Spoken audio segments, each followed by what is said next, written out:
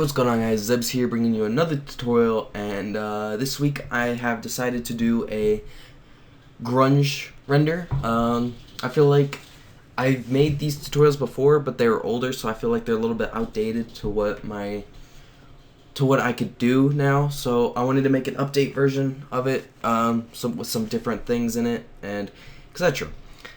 So today, what we're going to be using are these two materials.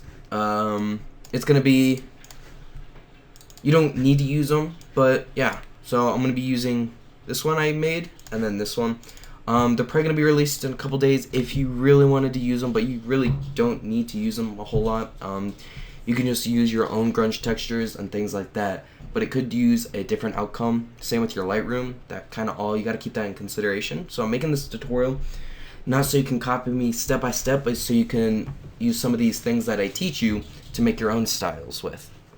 So today, let's get started with making this. We're gonna start with the Dare logo. Why? Don't know. It's a good logo. So what we're gonna do, wow, okay. So we're just gonna apply this over the thing, over the AI. And then set cubic, seamless, and I'm using displacement, so render times are going to be a bit longer. So generally, that's up to your material. If you have a lot of displacement, the longer it's going to take to render. So you want to keep that in mind. But if you do want a good displacement setting, set this to 4 and set this to 7. That's a good displacement, and then use noise.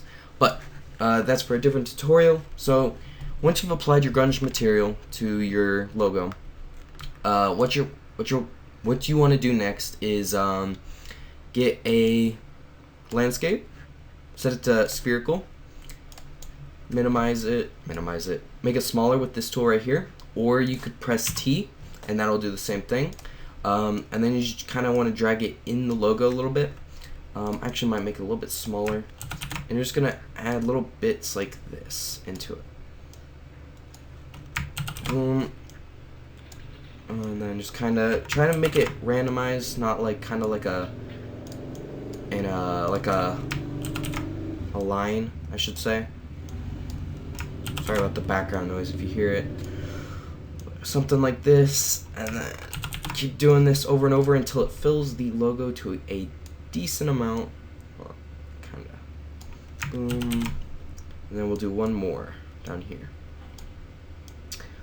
So there.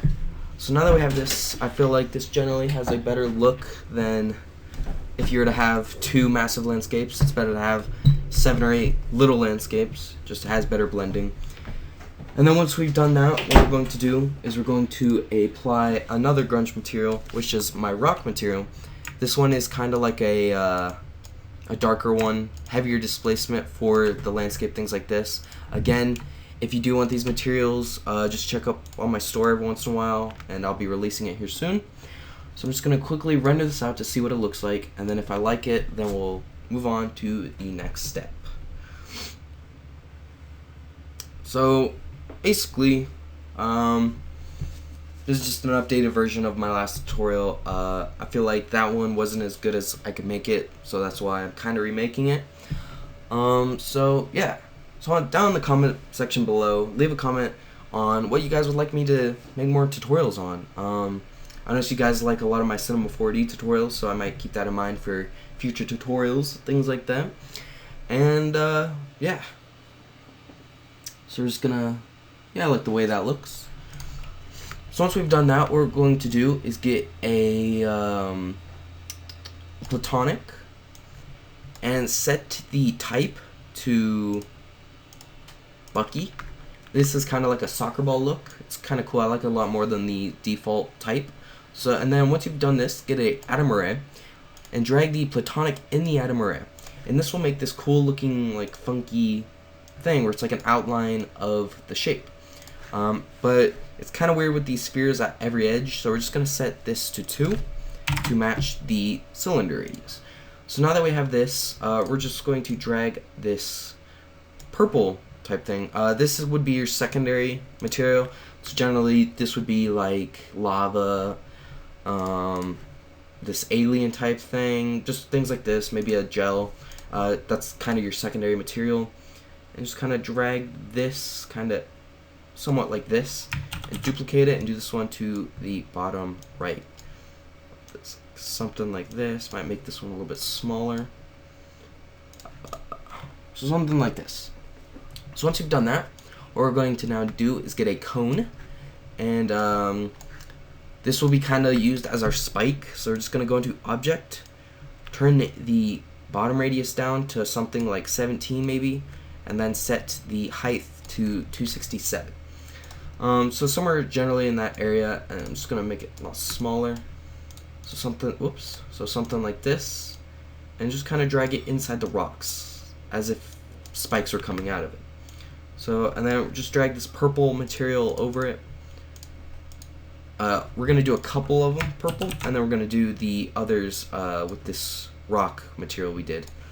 So we'll do something like this, rotate it, and then just kind of, flipped it, just kind of boom. And then I'll get a couple cones with the grunge material.